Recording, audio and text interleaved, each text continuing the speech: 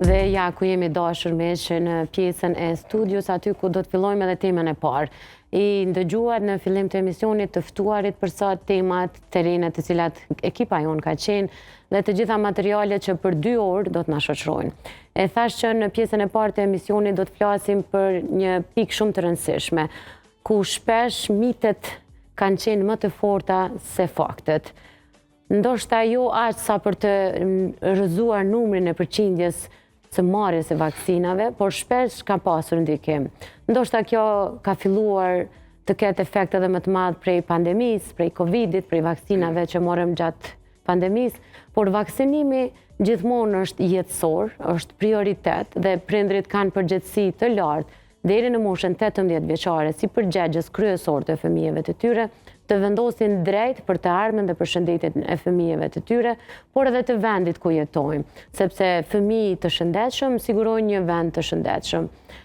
Vaksinimi përveç që është përgjegjësi dhe është prioritet, është po ashtu një garancion i një jete të shëndetshme dhe një eliminimi të sëmundjeve ngjitse, të cilat shpesh para shumë viteve nëse kthehemi tek gjyshrit e sërgjyshrit tonë, kanë qenë pikërisht sëmundjet efektive, ato të cilat kanë marrë jetra të shumta për shkak të mungesës së vaksinimit.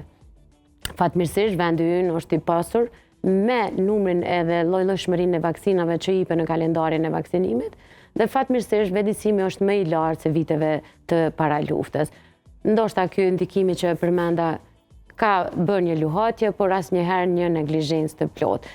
Pse është i rëndësishëm vaksinimi për shëndetin publik e shumë detaje tjera? E thash edhe në fillim të emisionit që të ftuar do ta kemi drejtorin e drejtorisë së shëndetësisë në komunën e Prishtinës, njëkohësisht infektologun e njohur, doktor Izet Sadiku, i cili tashmë në studio me mua. Mirësejtë, doktor Izet. Mirësejtë, përshëndetje për shikues të Kanalit 10. Shumë faleminderit, shumë kënaqësi me të pas qoftë në cilësinë e infektologut, siç njohin shumica e miqve dhe shikuesve të familja jonë që ke kontribuar tash 11 vite pa përtesë çdo herë, por edhe si drejtar që çdo herë e ke pas dirën hap për mediat. Sigurisht, faleminderit edhe për Kanalit 10 dhe për mundësinë e dhënë se këtë puna që bëjmë na, sidomos kjo puna me publikun që është domosdoshmë që lidhet për neve shumë e rëndësishme me përcjell informatën e publikut, para që na përveç kësaj anës profesionale që kemi si mjek dhe punës përditshme me pacientin, shpesh kemi që këto dhëna dhe këto informata me dhënë sa më shumë të qytetarët, para që mos me leju konfuzitet që shpesh krijohet për njerëz jo profesional në fusha të caktuara, sidomos këtë fushë që e përmend ju vaksinimi, prandaj ky përkraja Kanal 10 dhe mediave tjera shumë e rëndësishme për ne që ne këto informata me përcjell dhe njerëzit me marrë informatën e drejtë dhe shpesh shqetësime që mund ju krijohen atyre me pas ku me marr ata që me informu drejt, se informimi drejt është një armë shumë e rëndësishme që kanë qytetarët. Prandaj edhe ekziston platforma Familja Jon ku mjeku vjen i jep informacionet dhe jo lajmet përkthyene të rreme. Këtu vjen profesionisti, eksperti i jep informacionin nga dora e parë, edhe prandaj e kemi këtë sigurinë dhe qetësinë e plotë. Kjo ju e dini se veç me tregu sa ka rol, ju e dini sa sot ka qenë pandemia, është një prej emergjenca më të madhe domethënë 100 vitet e fundit ka qenë në fushën e shëndetit publik dhe realisht ky komunikimi drejt që kanë bërë media sikur emisioni ju që ka qenë domethënë e ka krijuar stabilitet dhe ju e dini që nuk ka pas eufori, nuk ka pas ekscese të njerëzit, se ka pas vende që njerëzit kanë bërë vetvrasje, kanë bërë por informata e drejtë, marrja me profesionalizëm, gati çdo ditë ju e dini keni dhënë informata çka po ndodhi efektiv, çka po ndodhi në institut, çka po ndodhi në komuna dhe kjo ka ndikuar domethënë që njerëzit me qenë të rahatshëm me përcjell institucionet dhe me rrit kredibiliteti edhe punëtorëve shëndetësor, institucioneve shëndetësore dhe njëkohësisht edhe media me informatën e drejtë dhe për burimeve të sigurta. Shumë saktë. Kjo ndërkohë thash një përmbledhje në fillim të bisedës tonë që ka pas edhe mite që shpesh i kanë luhat faktet, po prapë se vaksinimi mbetet prioritet edhe për stafin shëndetësor edhe institucionet, por edhe për shumicën e qytetarëve që janë në përqindje më të lartë që vaksinohen. Por komuna e Prishtinës më la përshtypje dhe kjo ishte arsyeja pse vendosa me ritrajtu si tim, është duke bërë një fushatë hala më të madhe këtë vit për vaksinimin. Po, realisht ne kemi filluar dhe ndoshta do të dojmë me i kthy në vëmendjen e shikuesve tuaj dhe në disa të vëna. Realisht një prej arritur më të madh në mjekësi është zbulimi i vaksinave, sidomos fushën e shëndetit publik dhe infektives, për arsye se sëmundjet infektive ka qenë deri para 50 vite dikun shkatari kryesor i vdekshmërisë së njerëzve në botë. Për shembull, kemi pas variolla, që është quajtur lija e madhe, domethënë lija, që ka shkaktuar kërditje e njerëzimit ka bë. Dhe shpesh sëmundjet infektive kanë qenë sëmundje të cilat e kanë ndryshuar historinë e njerëzimit. Për shembull, Aleksandri i Madh konsiderohet që ka vdekur prej një sëmundje infektive. Dhe ka pas plot njerëz me miliona njerëz që kanë vdekur. Por të ju falenderoj zbulimive të ndryshme në mjekësi, e një prej tyre është vaksina më e rëndësishme, disa sëmundje që kanë qenë kanë bërë kërdit e njerëzimit, sot janë vetëm pjesë e historisë. Dhe një prej tyre është variolla. Pastaj ka qenë dy smundje tjera që kanë qenë shumë afër eliminimit tyre, që poliomieliti apo paraliza e fëmijëve që thonë, dhe fruthi, një smundje tjetër, që kanë ndiku domon, por vitet fundit, sidomos te fruthi sa i përket, ka pas një luhatje dhe sidomos këtë ka arritur edhe pandemia, COVID-19, kur kishte debatet dhe ky globalizmi përveç efekte pozitive ka edhe negative, domthonjë se krijohet mundësia me fol kush duhet me dhënë mendime, pa u dhënë profesionale, por ne si punëtorë shëndetësore kemi për obligim me kthy në vëmendjen e qytetarëve sa janë të mbrojtur qytetarët nga këto vakcina, se janë efekte pozitive dhe njëkohësisht me njoftuar për efektet negative që mund të kenë, jo me majmë sheft. Prandaj ky debat dhe kjo që edhe përkundër rritjes numrit vakcinimit mbas COVID-19 që ka qenë një ramje komplet, ne kemi pas rritje të vakcinimit, por një fushë ku është vërejtë që ka një ramje më të madhe ka qenë vakcinimi për fruth dhe për këtë arsye ne kemi vendosur si komunë e Prishtinës si vjet që me bën një fushat përbashkët. Qëllimi është me involvu sa më shumë partnerë tanë që mund me pas ndikim tek komuniteti, te qytetarët dhe njëkohësisht qëllimi është që me pas sa më shumë debate njerëz profesional, cilët japin informata të drejtëve njerëzve. Pra aty është shpesh konfuziteti që më bën njerëzve për deklaratave jo të sakta i krijon dyshime se si me vepru ata. Vitin që lan pas ishte një numër goxha i konsiderueshëm i të prekurve me fruthin. A ishte kjo arsyeja ose a është kjo arsyeja që doni me lobu dhe më shumë që të vaksinohen? A është frika që këtë vit mund të rritet numri i fruthit? S'ka diskutim, domethënë për shembull se ramja e numrit zakonisht fruthi është një prej smundjeve në mjekësi e quajmë kontagioze që ngjitet shumë shpesh. Shumë e kanë gjishmërinë në shkallën gjishmëri shumë të lartë, mbi 95%. Dhe kjo tregon që nëse ka një numër të fëmijëve ose të pavakcinuar, mundësia që për mu infektu ata nëse vije fruthi është shumë e madhe. Dhe para mendonin nëse kemi 1000 fëmijë sot Prishtinë pa vaksinuar, nëse bie në rast një epidemi e fruthit, na për një kohë shumë shkurt mundën me na infektu. Dhe nuk më përmend, ne kemi pas epideminë e fundit numër më të madh 2018 Prishtinë, në Kosovë, po me fruth, dhe e kam përmend disa në emision, po vjen keq që përmend, po ka qenë një fëmijë që në mbaj mend që ka vdekur me 9 muaj ka qenë një fëmijë që prindërit kanë pas mas 22 vjetë martesë kanë pas atë fëmijë. Edhe ka vdekur prej fruthit. Si ja kanë javë vaksinën? Po ka qenë në muaj fëmiu. Dhe është për arsye se kur fillon epidemia, shpesh preferohet që vaksina me dhonë edhe para vitit të parë, prej moshës 6 mujore ose 9 mujore. Dhe kështu që me këtë po duhet me tregu që duhet me qenë shumë kujdesshëm për deklaratat të cilat i japin individ, sidomos nëse nuk janë profesionalizuar, po edhe ata të profesionalizuar për arsye se realisht do me qenë shumë korrekt. Nuk ka asnjë hulumtim i cili jep rekomandime apo jep dyshime për komplikimet që mund të jep vaksina e fruthit, hiç komplikimet të zakonshme që janë. Që mund të jetë komplikimet të zakonshme? Mund të jetë temperaturë, plagështi, lodhje me pas fëmijë, as ajtje e vendit ku e ka marrë, dhimbje, por as një komplikim tjetër shumica e vaksinës kanë. Edhe vaksina e fruthit hyn grupin e vaksinave që nuk ka komplikime të konstatuara, edhe pse ka pas, është përmendur me debatu këtë, edhe flitet sot shumë për lidhjen e autizmit, që është një problematikë e shëndetësore. Një prej miteve më të shprehura do më edhe tash lidhet me të. Vetëm disa çështje do që nëse analizon statistikat e vrin. Realisht ne kemi pas para disa viteve, para 20 vitesh vaksinimi ka qenë 95% për fruth. S'ka pas autizëm. Tash ka ra vaksinimi, është rrit autizëm. Po të kish pas të shmëri kjo do të shkoj profesionalisht rritja, do të kish rritur numri. Shkon proporcion tjetër, jo kë. Jo ky, prandaj kjo tregon që edhe është një problem multidisiplinar sot ende i pastudiuar mirë autizmi, që tregon që ndryshimet veç fillojnë qysh gjatë shtazanimit së nanës, ndërsa vaksina merret pas vitit të parë. Ka pas raste kur këtu shpesh në vitin e parë problemet e autizmit nuk mund i vrejnë prindet. Dhe çka bën, ai jep vaksinën, edhe pastaj kur e merr vaksinën, mendja mas 2-3 muaj sheh që ato turrit fëmijë fillojnë më dal problemet në pa, dhe çka bota e lidha e mur vaksinën që kanë filluar më shpreh problemet.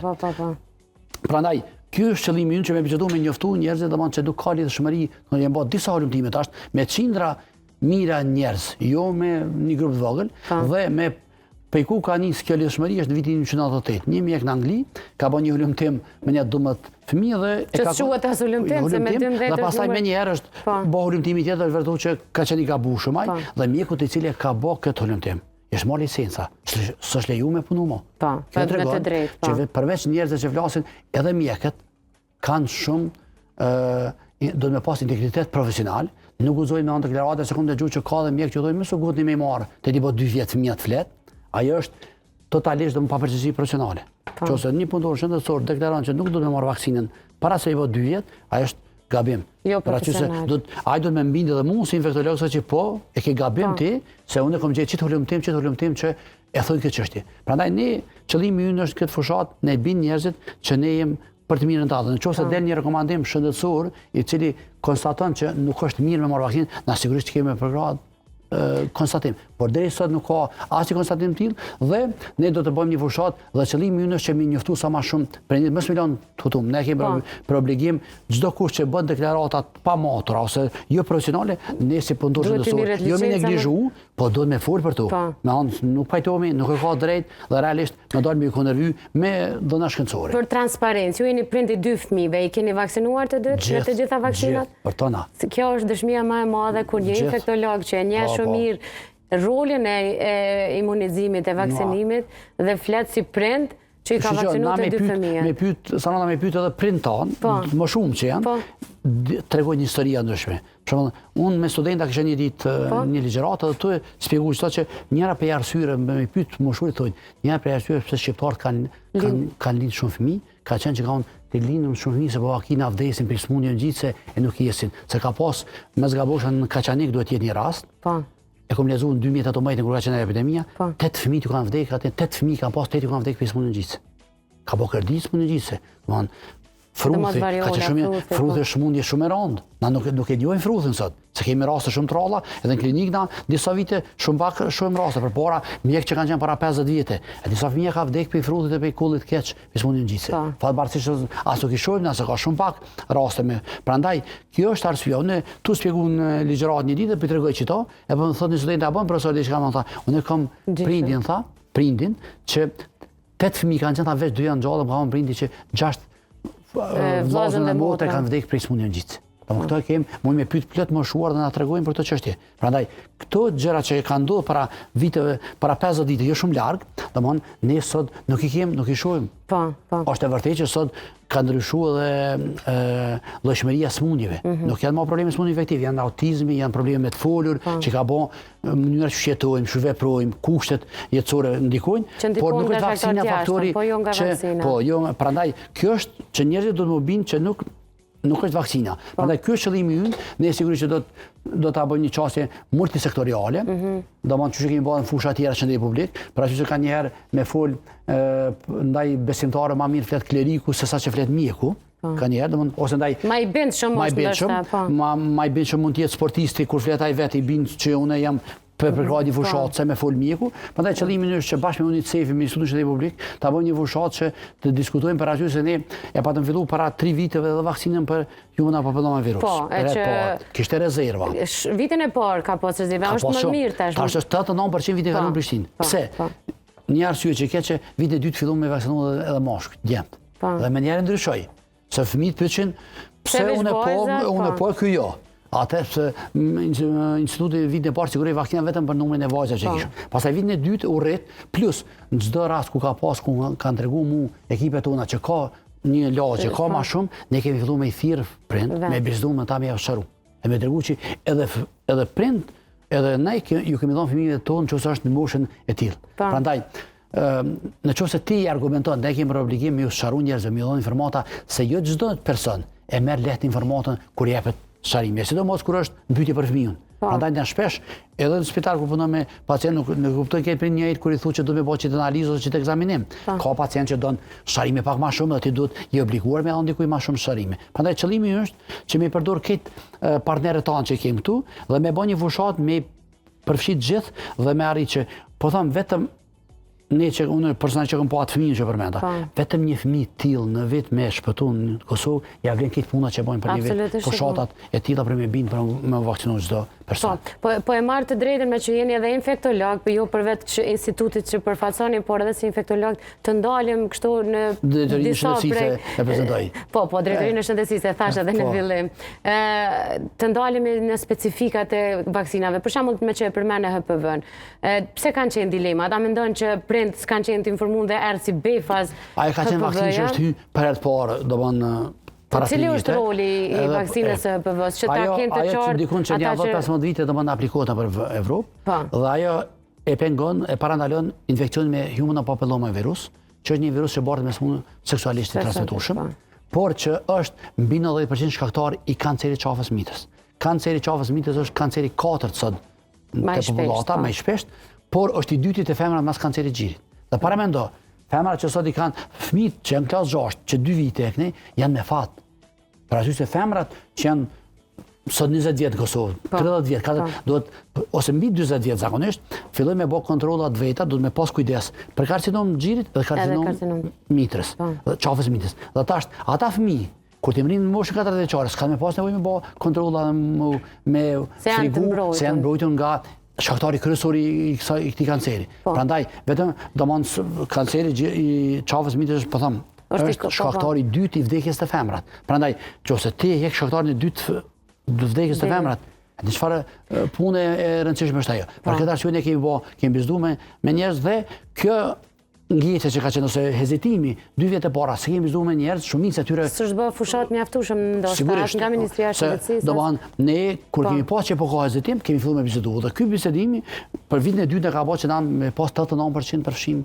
Po, mund të jetë dhe kemi pas edhe kërkesa të mosha ma të shtyra, të fëmijëve, jo vetëm ata 11 vjeçar që janë klasa e 7-8, a mujmë, dhe ne Ministria nuk e di me zgabosh të moshën 26 vjeçare ka leju tash, dhe çdo fëmijë mund të shkojnë të marrë. Që e ka çdo person ose vetë fëmija ose familjarë që se dojnë me vaksinu, fëmijët e tyre, dhe në moshën 26 vjeçare mund të bëjnë qendrat e mjekësisë familjare në Prishtinë. Në Prishtinë. Ka prindë atje që dojnë me pyet pse pra djemt me i vaksinu kur vajzat janë të mbrojtura më shumë nga kjo vaksinë. Për arsye të smundjes seksualisht të transmetueshme, gjithmonë parandalimi ose edhe mjekimi bëhet i dy partnerëve.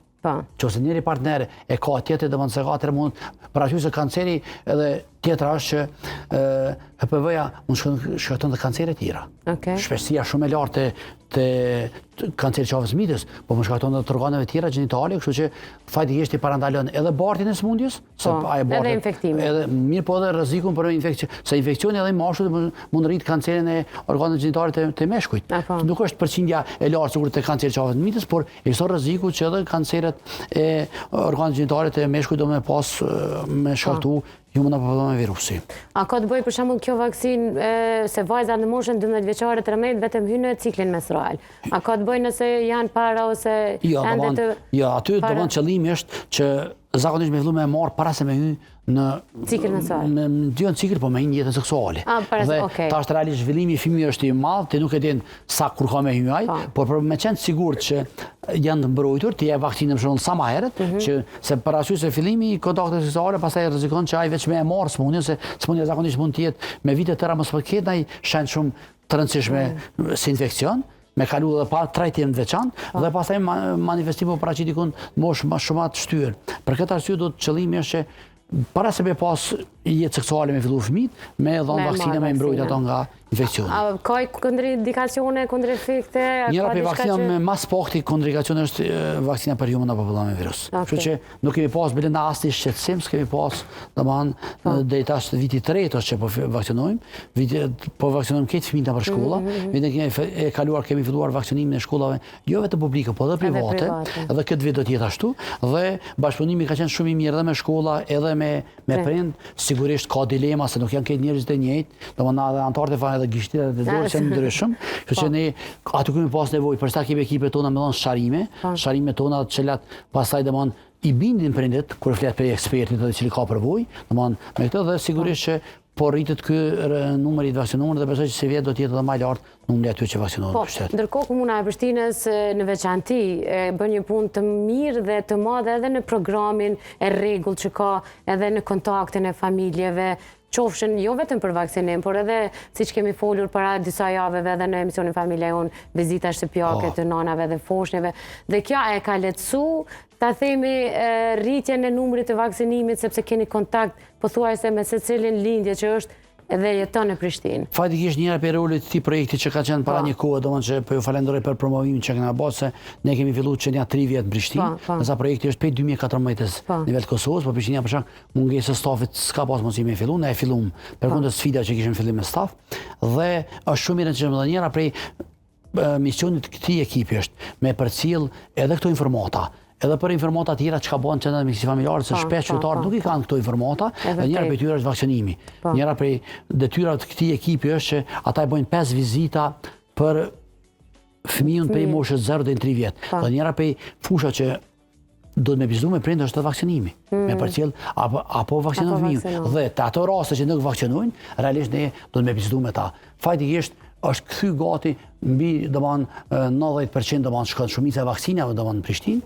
E kemi mbi 90% janë vaksinuar qytetarët. Sigurisht është një numër më i madh atyre thash me frut, dhe për këtë arsye frutin e kemi parapasur një prioritet këtë vit, me qëllim që vizitojmë më shumë, se kjo është një hezitim global, jo vetëm Prishtina ose Kosovë. Hezitimi për vaksinën e frutit, me qenë korrekt, ekziston në këtë botën. Një hezitim dhe rrëmje e numrit vaksinuar. Dhe për këtë arsye vitin kaluar që 2 vite në Evropë ka pas numër, edhe në Amerikë ka pas shumë numër të infektuar me frut.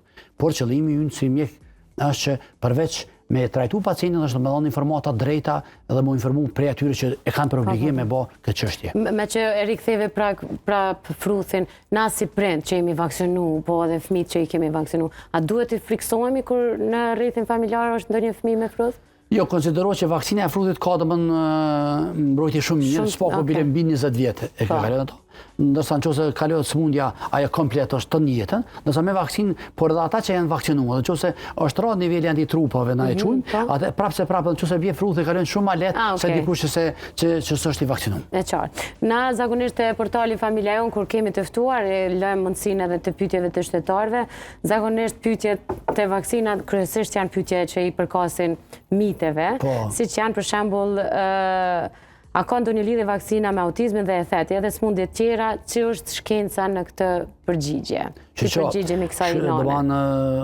Mjekësia është një shkencë që vazhdimisht evoluon, nuk është shkencë statike, por është evolutive dhe realisht çdo dyshim që paraqiten shkencë, bëhet hulumtime. Autizmi nuk është lidhshmëria e saj përmenda për herë të parë ka ndodhur në 1998, që po i bie që 28 vjet, dhe nuk është çështja që për herë të parë po ndodh. Ne mbo me 10 hulumtime, me qindra mijëra fëmijë që morën vaksinë, studime ndryshme dhe kanë konstatuar që s'ka asnjë lidhshmëri. Prandaj kjo është arsye pse neve punëtorëve të tjerë shëndetësor që s'kemi bërë hulumtime në Kosovë, kanë bërë vende tjera, me qenë të sigurt që me promovu këtë punë për aty se asnjë lidhshmëri deri sot nuk ka. Nuk është vërtetu. Një prind tjetër pyet, sa është e rrezikshme shtyrja e vaksinave për fëmijët? Po, arsyeja e rrezikshmëria është që mund të bëni në kontakt dhe mund të smuhet fëmiu. Dhe imuniteti na krijojmë imunitetin në 2 mënyra, imunitetin natyral e quajmë, domethënë në mënyrë artificiale natyrale. Natyral është kur kalon smundjen, domethënë se krijon imunitet, ndërsa artificiale është me vaksinë. Dhe tash, më mirë është me kriju në mënyrë artificiale se nuk smuhesh. Pse? Për aty se ndodhet të kalon smundjen, po ndoshta 1300 vjet e kalojnë smundjen, po një mund me vdek prej smundjes. Dhe prandaj na përmes me ndodh asnjë, preferojmë që vaksina është si metodë më e mirë për mbrojtjen nga smundja. Dhe më marrë në kohë. Përveç vaksinat mund të shtyhen kur një fëmijë është me grip. Kur ka shenja të infeksionit ose grip, atëherë shtyhet 2-3 javë ditë kur domethënë atë mirë, po kjo bëhet konsultim edhe me mjekun. Po. Një pyetje tjetër që vjen prej prindërve, thotë, shpesh prindrit kanë frikë nga efektet anësore, cilat janë efektet normale pas vaksinimit edhe kur duhet të shqetësohemi. Tham domethënë, spore ato mund të jenë lokale, mund të jetë dhimbje krahut, edema, ojtje pak e krahut, e dyta mund të jetë pastaj të përgjithshme mund të jenë një temperaturë ne e quajmë subfebrilin mjekësi, që bjen dikon 37.5, 38, një 24 orë. Ma asaj që la me paracet, domethënë muj me kalu. Kështu që dhimbje koke ka njëherë, domethënë shenjat gati sikur që është një formë lehtë e infeksionit ka njëherë, por ato janë shumë tralla këto komplikime, mirë po nuk ka asnjë komplikim serioz i cili domethënë konstatu as tani kur kemi dhënë vaksinat, por as në botë për sidomos për vaksinën e frutit dhe këto që po flasim. Po. Edhe pyetja që po e lexoj sepse nuk mund t'i lexojmë gjitha, por i ka marrë si më të rëndësishme, pak a shumë na kalum ka kjo pyetje. A ka raste kur një fëmijë nuk duhet vaksinohet përkohësisht? Qoftë për shkak po thotë të smundjeve malinje apo të tjera arsye? Sigurisht ka raste përveç smundjeve akute dhe smundje kur është të marrë citostatike, që ka janë raste të rralla, atëherë domosdoshmë sigurisht që shtyhet, domosdoshmë edhe bisedohet me mjekun, sigurisht atëherë bëhet një konsultim multidisiplinar, me marrë për aty se ka njëherë domosdoshmë edhe marrja terapive të rënda domosdoshmë preferon për aty se infeksioni nëse ndodhet në atë gjendje mund të qenë shumë i rëndë se kur pacienti është në gjendje normale. Për këtë arsye duhet me konsultim pas besim te mjeku, për aty se mjeku është ai i cili domosdoshmë është i obliguar domosdoshmë që me dhon rekomandimin dhe merr përgjegjësinë për ata çka thot. Po. Pyetje të ngjashme kemi mjaftueshëm, por do doja të ndalesha se Komuna e Prishtinës një tjetër projekt që është shumë i suksesshëm është edhe vakcina kundër gripit, e cila është e rregullt, fushata bëhet në suaza normale, të moshuarit janë shumë ma të rregullt, po se së mbiken nga një shprehje, janë shumë ma elegant, ma përgjigjen pozitivisht në këto, ne dini se edhe prej prindërve. Edhe me orore prej si fillon me njerë. Po, çfarë sigur pensionin e parë dhe ditën e parë kur fillon e keni numër, por ajo çka kemi bën fal para se me bën ndoshta pyetjen, këto vite ne kemi bën distribuimin e vakcinimit në të qendrat. Përpara ka qenë vetëm në qendër kryesore mjekësi familjare, tash dash njerëzit pe Matiçanit, pe Hajvalie me ardh qendër kryesore. Edhe është bota llovi, edhe është dash më anaj. Tash kemi bën çdo qendër mjekësi familjare e ka qendrën e vakcinimit. Janë listat e pacientëve të lagjes. Shkon lagjet vet, ai e merr vaksinën, nuk ka nevojë më janë fare dhe s'ka edhe si bie me prit. Domethënë te kjo pjesën e më mirë, vaksinimi është më përqindje më të lartë. Shumë po rritet çdo vit domon kem kërkesat për vaksinim për kundër gripit janë domon kërkesa janë më të mëdha dhe realisht çdo vit domon ju e dini që është një kategori që preferohet, jo keq qytetarë me vaksinim, ato me moshat e shtyra, ata që kanë sëmundje kronike, grasha zona, fëmijët në moshën e vjeçare, për arsye se nganjëherë gripi tek këto mosha dhe me qenë me fatalitet. A ka vënesa? Kime gjithë se kjo është ndoshta për Ministrinë e Shëndetësisë në shumë distribuimi i vaksinës gripit ka qenë domon korrekt. Këto vite se jam në drejtor ka qenë korrekt domon kështu që nuk kemi pas probleme rreth distribuimit dhe shpërndarjes te pacientët. Po. Në ndërkohë përmendë pak më herët edhe bashkëpunimin me shkolla. Sa e kanë obligim shkollat me u përgjigj? A ka shkolla qoftë për shembull private kur thonë na prindrit i dërgojnë vetë ose diçka ngjashme. A e kanë obligim? Jo, domon shkollat janë domon një institucion shumë i rëndësishëm për që na përkrajnë shumë për arsye se aty është mundësia me gjetë fëmijë në mënyrë më të organizuar dhe sigurisht që ne njoftojmë shkollat që kur fillon vaksinimi, para se me fillu, secila shkollë njofton prindit përmes këshillit prindve dhe realisht pjesë e kësaj fushate do të jetë edhe këshilli prindve të shkollave. Për arsye ne kemi qëllimin që çdo debat që bëjmë me qenë të informuar edhe prind. Absolutisht. Për arsye se edhe ata prind që nuk i vaksinojnë fëmijët, se shumica e fëmijëve pjesë më të madhe vaksinë marrin para moshës 18 vjeçare dhe do të me pas pëlqyeshmërinë e prindit. Me nëse një prind e merr një vendim për fëmijën e vet, a do të di që po merr një përgjegjësi shumë madhe. Për shembull mos më vaksinoj fëmijën për një sëmundje. Ne jemi të interesuar që ata prind që kanë këto dilema, me diskutu me ta, me tregu që na jemi bashkarisht me ta të punu për fëmijëta, domthon, për aty se nëse për shembull janë 10.000 fëmijë. Hipotetikisht marrin Prishtinë me marr vaksinë, e 9.000 e marrin. Ku është interesi ynë pse se marrin 1.000? Se na kep më pak pacienta. Po për ne është interesi që se ajo vaksinë mbron. Dhe qëllimi është që sa më shumë fëmijë që marrin vaksinë, kemi pas më pak sëmundje për kësaj sëmundje. Prandaj kjo është arsye pse na bëjmë presion. Se s'kem na domon se nuk rifundohet, nuk rimbursohet vaksina, që mund të sa të marrësh vaksina, po mjete. Po qëllimi është që na sa më shumë që të bëjmë vaksina, qëllimi është që na krijojmë parakushte që me pas njerëz më shëndetshëm, s'kem pas fëmijë të smur. Edhe kur kemi njerëz shëndetshëm edhe ekonomia e shtetit është më e mirë.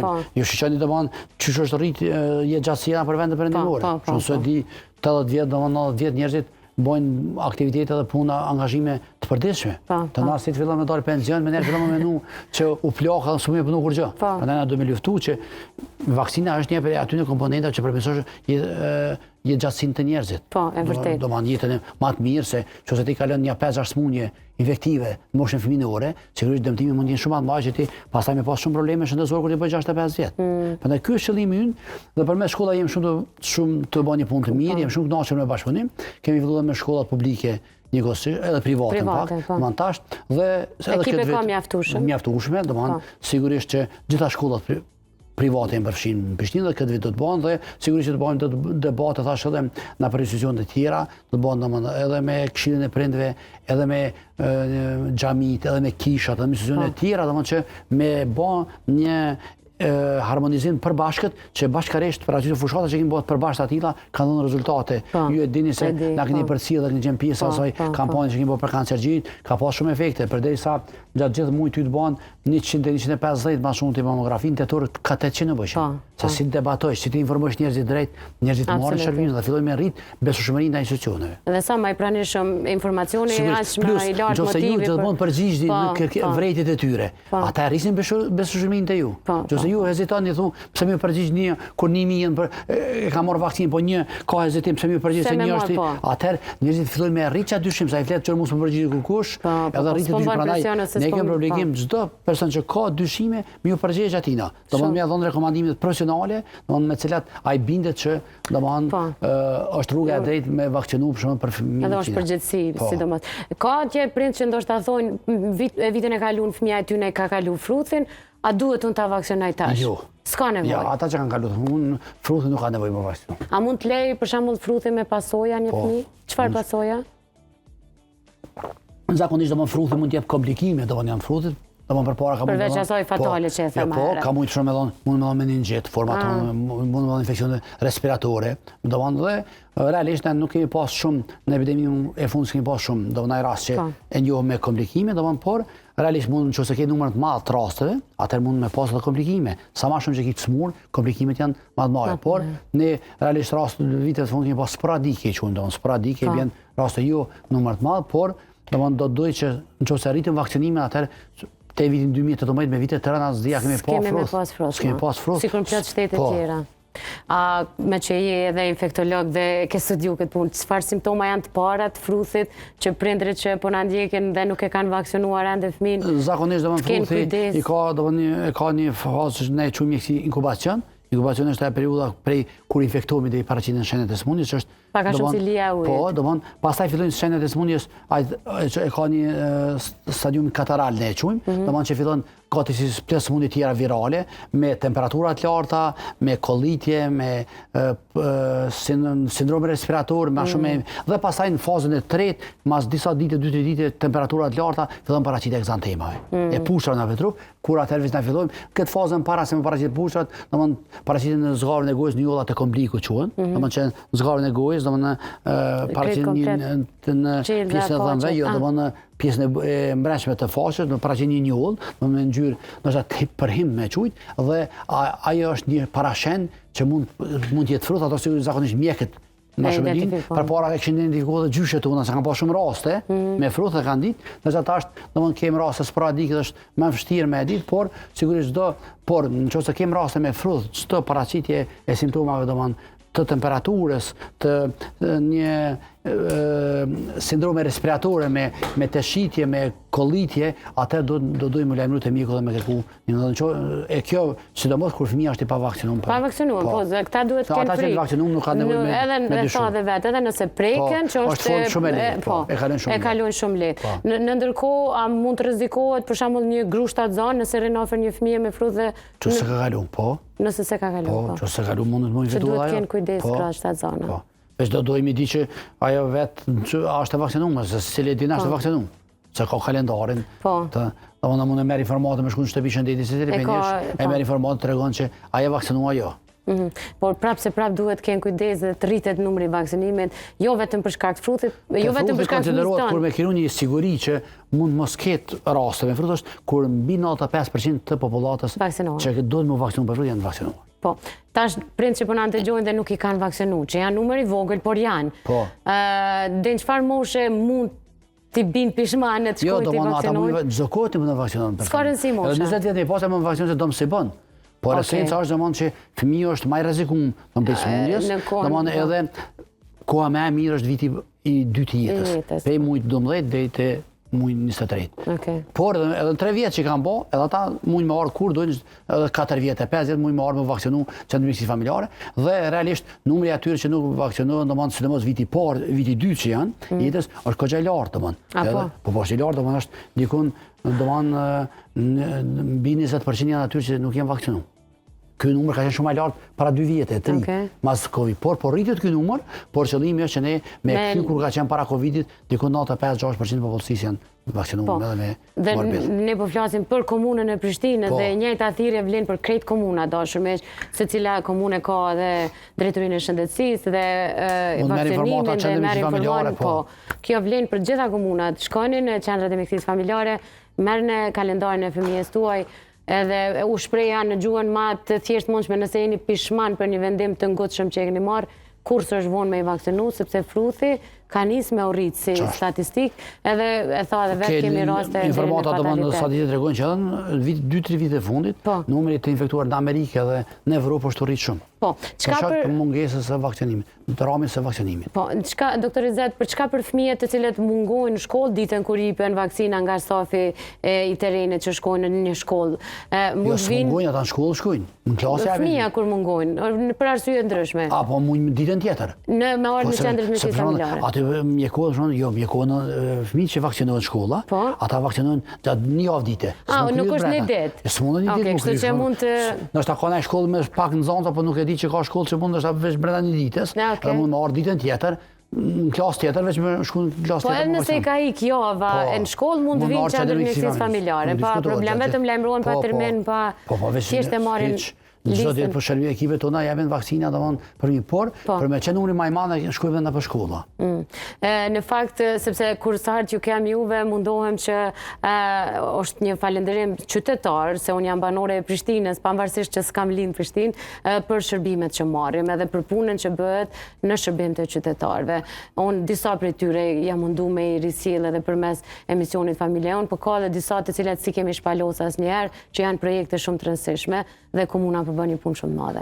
Po, unë e përmenda ato për nënën dhe fëmijën, se qëllimi ka qenë me fokusu, sidomos të dy kategori, në fakt të nënat dhe të fëmijët, që janë shumë të rëndësishme për zhvillimin e shoqërisë, por edhe të moshurit.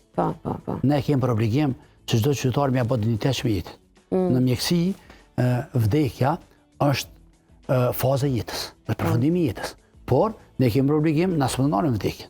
Ne kemi për obligim që njeriu deri ditën e fundit të jetës m'ia bë dinjitet. Dhe realisht neve në Kosovë, po edhe në Prishtinë, po në rritet numri i të moshuarve, që s'ka qenë për para disa viteve, kemi pas popullat më të re, po është rrit numri i atyre që janë mbi 65 vjet dhe që kanë sëmundje kronike. Dhe ne një fokus të veçantë kemi pas te kjo kategori, ne kemi pas një shërbim shtëpiak, i cili ka punu para një 4 vite kur i marrëm në drejtor, ka punu 5 ditë javës, ka 8 orë, pejt të hanës dhe të premtën. Me një ekip mjekësor. I ka thonë dikun 5-6 shërbime në ditë.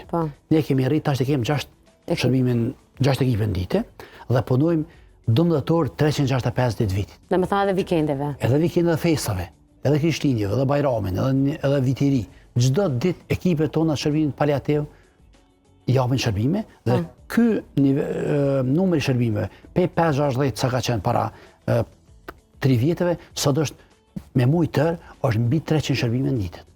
Dhe realisht jam shumë i lumtur që kemi rrit dhe kemi filluar me ja bë dinjitet me jetën, për qytetarë me smundje malinje, me smundje kronike, të cilat për shkak të moshës, ka njerëz dhe moshën se edhe një 80 vjeçare shumë vështirë dimrit me marrë edhe një infuzion në shtëpi shëndetit, ose një i ri që ka një problem shëndetësor shumë madh dhe njëkohësisht këto ekipe vitin e kaluar i kemi përforcu edhe me fizioterapeut edhe me psikolog klinik. Për aty qëllimi është që përveç dhënies shërbimeve të vazhdueshme, shërbimi i fizioterapisë dhe shërbimi i psikologut klinik është shumë i rëndësishëm për këtë kategori. Nëse një person me vite të tëra ka qytetar në Prishtinë që ka me mujt nuk dalë me pa poshtë qytetin. Se s'ka lek. A janë të informuar, ju telefonojnë? Ata kanë ekipin, një numër që e di për me që është 0800 590. Okej. Që mund të thrasin pa parë. 0800 999 590. 590. Se kanë eri thu 4, kanë eri 6, 5-9. 5-9 që mund të thrasin çdo ditë. Edhe ekipet tona besoj tash, po them sigurt mbi 90% këtë kërkesa që në qytet sot i përmbledh. Dhe ne kemi punu që çdo kërkesë qytetare në Prishtinë më përgjigj pozitivisht. Mi u thon shërbim. Dhe sot vendosja kateterit. Diagnoza e mjekut, diagnoza e fizioterapeutit, diagnoza infermierore, edhe një terapis, një pjesë madhe terapisë ne ja çojmë vetë. Ka pacienti shkon në ordinancë private, i shkon terapinë një poliklinikë private, kudo, na thret jemi edhe në shërbim, na një javë ditë shkojmë japim me barna tona, me infuzionet tona.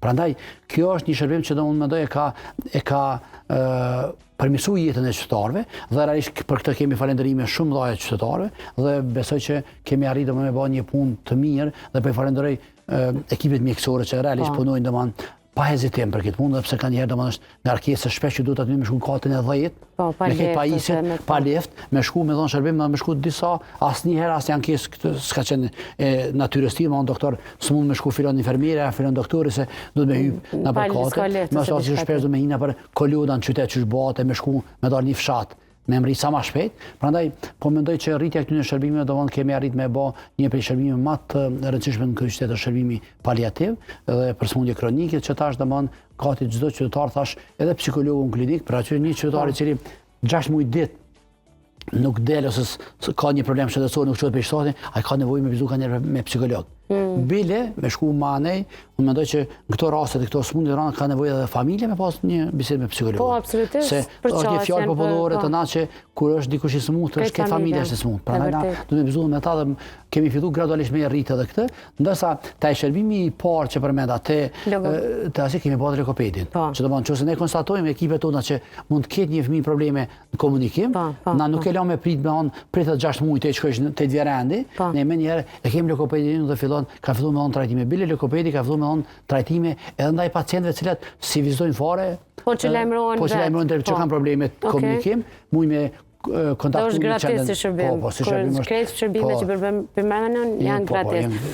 Në ndërkohë, ke shpërdoret, a kanë drejt çdo kush me thirrje në shtëpi, për shembull unë jam smut, thirrje në çat numër apo duhet me kanë thjesht smundje kronike, në vështirësi për të dalë prej shtëpisë? Po çore, domon se ma bënë një pyetje domon fakt edhe dikush djem duket për një televizion që ta mundohet që thret, ai keq përdorim nuk do me bë. Pa ka nevojë për mjek. Është keq përdorim që sot pa nevojë. Ai bovaki nuk e din, është rast emergjent. Rastimi dallu është emergjent ai.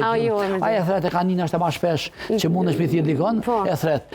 Shpesh ekipi në shkot ato ti si e për këto, po të japim shërbim sot, po hera të tjera kur kishte ankesa që në emergjente, e thret shërbimin në emergjencë, na kemi 5 ekipe 24 orë që janë shërbim urgjent. Shumë mirë që e theksove këto. Kjo gjë edhe mund me thirr, shërbim emergjent kur kanë raste emergjente, edhe taj shërbim.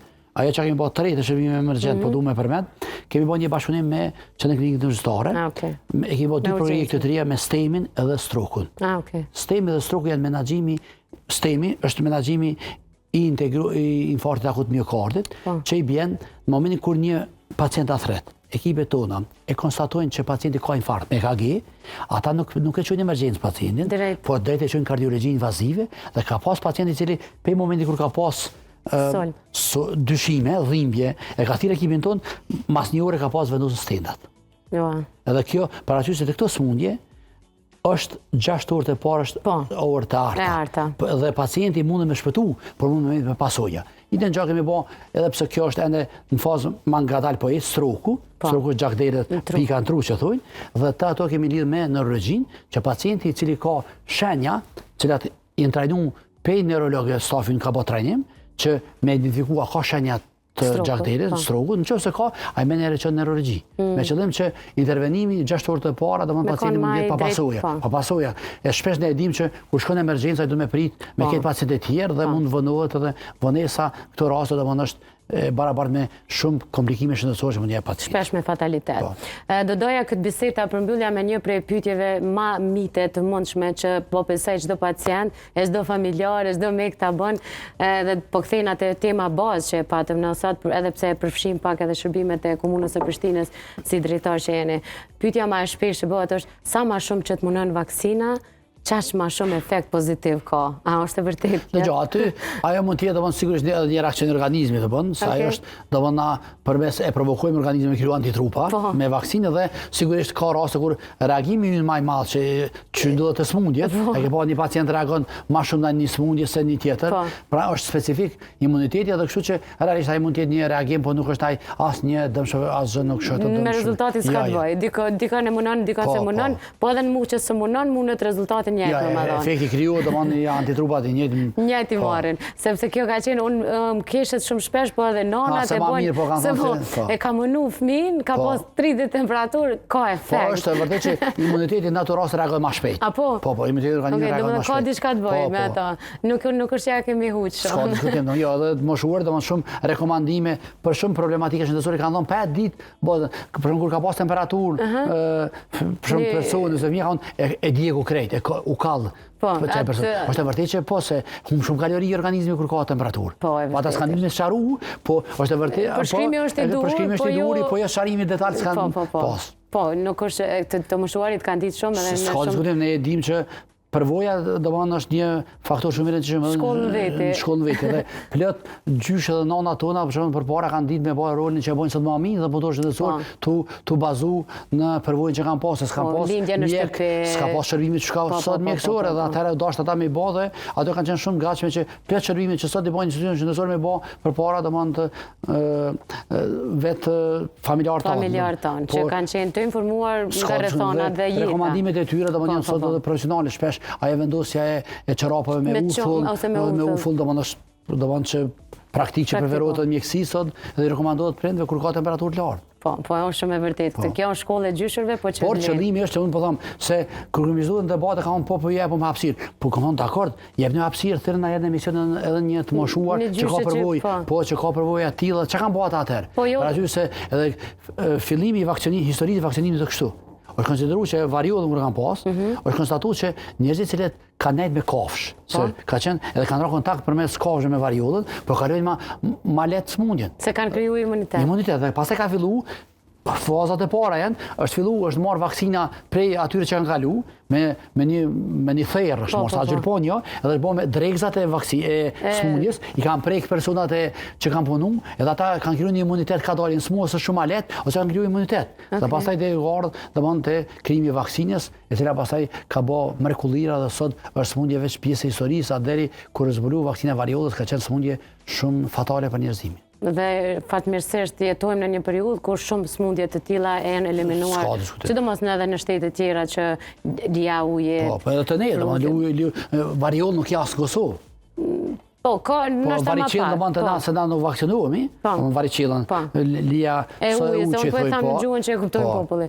Ka, po nuk është mundimi i njëjtë që shka qenë edhe kanë nuk e vaksionim, nuk e vaksionim, domethënë nuk është hynë disa vende edhe për këtë kanë, ndërsa për variolla, domethënë që ka qenë lija e madhe që kanë thonë, ajo domethënë është smundje që sot edhe në Kosovë dhe më në botë nuk ka. Doktor Izet, faleminderit shumë që çdo herë je i gatshëm me kontribu në informim të qytetarëve. Faleminderit edhe për mundësinë ju që po na jepni që këto informata që kanë ne i dim, jo vetëm për veti, por mundu me edhe qytetarët se ky është një mision i yni, jo me ditë për veti, por me shpërndas sa më shumë këtë informat me qëllim që krijohet një mundësi me mbrojtë më shumë qytetarët. Për me shtendos pak bisede, një prej drejtorave të rrallë që kemi në petkun e mjeku dhe gjithmonë përgjigjesh pozitivisht në hallet e qytetarëve, kështu që të përgëzoj edhe për punën, por edhe për modestin që ke dhe je gjithmonë i pranishëm praneve. Faleminderit edhe për ju për mundësinë që më japni që përmes që me pasjet këto mesazhe të qytetarëve. Faleminderit shumë. Dashur miq, kemi qenë këtu bashkë me doktor Izet Sadikun, profesor, njëkohësisht përveç si infektolog që e njohin shumica e pacientëve që kanë qenë edhe pacientë të tij, është edhe drejtori i drejtorisë së shëndetësisë në komunën e Prishtinës, i cili tash sa vite prej që është në këtë pozitë, ka dëshmuar me punën e tij, ku shpesh përkufizohen këto raste, ka njerëz që nuk flasin shumë, por puna e tyre flet. Njëjtë ka ndodhur edhe me komunën e Prishtinës. Qytetarët e Prishtinës gëzojnë shërbime të cilat janë në favor të tyre dhe duke lehtësuar çdo marrje të shërbimeve të cilat i përmendit disa prej. Ka ende shumë shërbime që na nuk mundem me i laku sot, sepse fokus të veçantë patëm vaksinimin.